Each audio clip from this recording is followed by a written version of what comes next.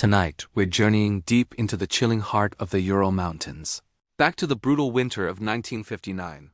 This isn't just a ghost story. It's a real-life mystery that has stumped investigators, scientists, and conspiracy theorists for over 60 years. It's a story about 9 experienced hikers who ventured into the frozen wilderness and vanished. When they were found, the scene was so bizarre, so horrifying that it defied all logical explanation. This is the story of the Dyatlov Pass Incident. Our story begins with a group of bright, athletic students and graduates from the Ural Polytechnical Institute. They were all skilled winter hikers, led by the charismatic 23-year-old engineering student Igor Dyatlov. The team consisted of 7 men and 2 women, all in their early 20s, full of life and a passion for adventure. Their goal was ambitious but achievable for a group of their caliber: a 14-day expedition to reach Otorten Mountain, a name that, in the local Mansi language, ominously translates to "don't go there." On January 27, 1959, they began their trek into the unforgiving Russian wilderness. For the first few days, everything went according to plan. They documented their journey with cameras and kept detailed diaries, painting a picture of a group in high spirits, enjoying the challenge and the stark beauty of their surroundings. Their photos show them smiling, building snow shelters, and pushing onward through the deep snow. The last entry in their group diary was made on January 31st, noting they were making their way up a pass, preparing to set up camp for the night on the slopes of a mountain named Kholat Syakhl, the Mountain of the Dead. After that, there was only silence. They were scheduled to send a telegram from their destination by February 12th. When that day came and went with no word, their families began to worry. At first, delays were expected in such harsh conditions. But as days turned into weeks, a search and rescue operation was launched. On February 26th, almost a month after they were last seen alive, searchers made a grim discovery. They found the group's tent, half buried in snow on the desolate slope of Kholat Syakhl. And this is where the mystery truly begins, where the facts become stranger than any fiction. The tent was abandoned. But it wasn't just empty, it had been sliced open with a knife from the inside. This suggested that whatever happened, the hikers had to get out with desperate urgency. Inside, investigators found all of the group's belongings neatly arranged: their boots, their warm winter coats, their food, their maps, even their money. In temperatures that regularly dropped to -30°C, why would 9 experienced hikers flee their only shelter without proper clothing or footwear? It was an act of suicide in that environment. Outside the tent, a trail of footprints led down the snowy slope towards a thick forest a mile away. The prints were made by people who were either barefoot, wearing only socks, or a single boot.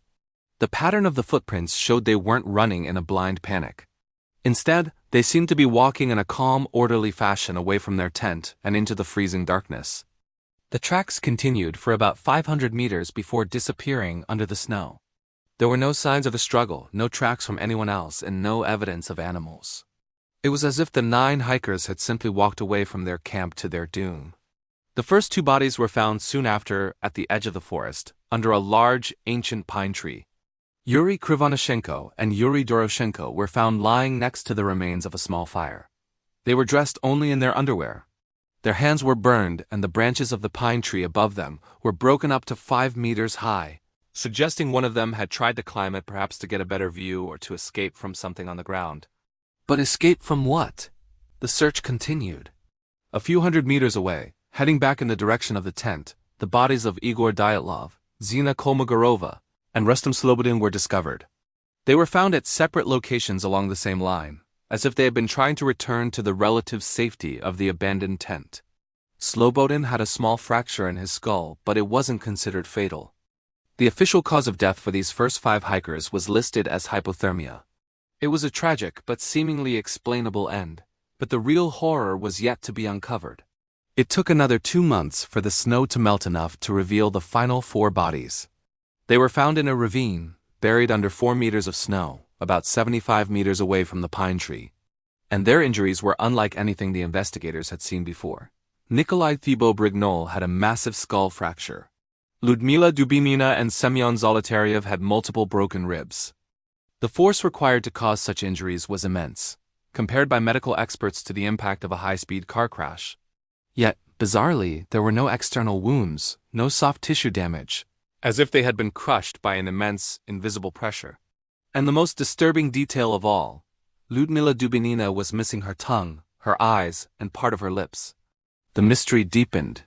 Some of the hikers' clothing was found to contain significant levels of radiation. Where did it come from? And what could explain the strange orange tan of their skin and their graying hair, as noted by family members at their funerals? The official investigation was abruptly closed in May 1959.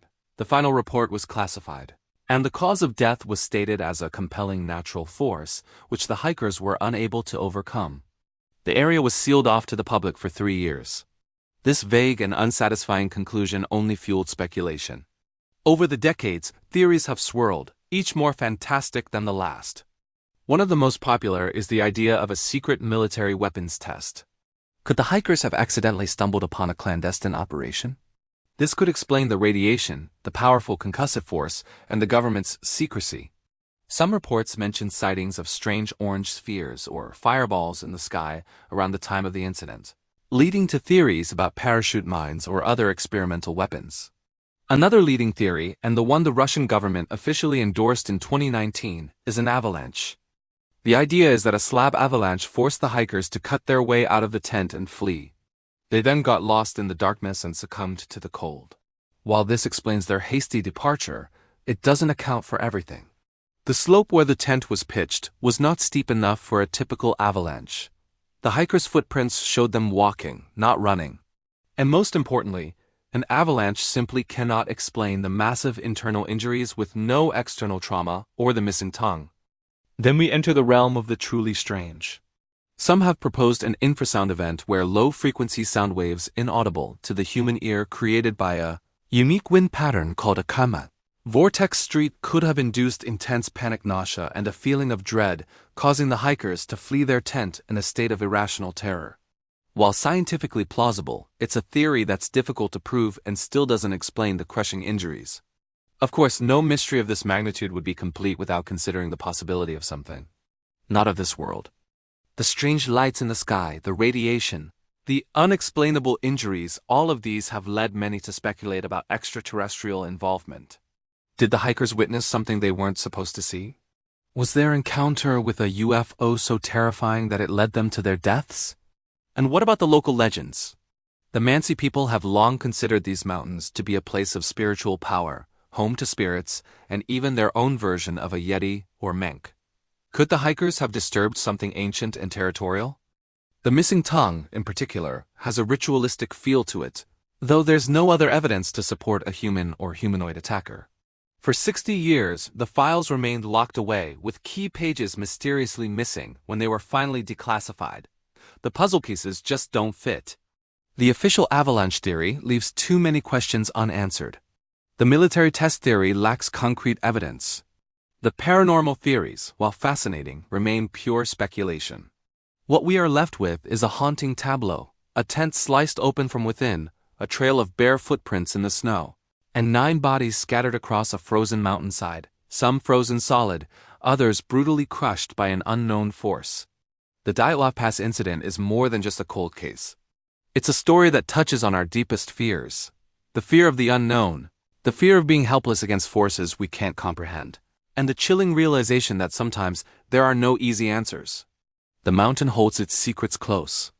Whatever happened that night on the Mountain of the Dead, it was powerful enough to make 9 experienced, rational people abandon their shelter and walk barefoot into a frozen hell. Was it a natural phenomenon, a secret weapon, or something else entirely? We may never know for sure. The only certainty is that 9 young adventurers went into the mountains, and something unnatural ensured they would never return. Thank you for joining me on this deep dive into one of history's most unsettling mysteries. What do you think happened to the Dyatlov group? Let me know your theories in the comments below. If you found this story as fascinating and chilling as I do, please hit that like button and subscribe for more explorations into the unknown. Stay curious and stay safe.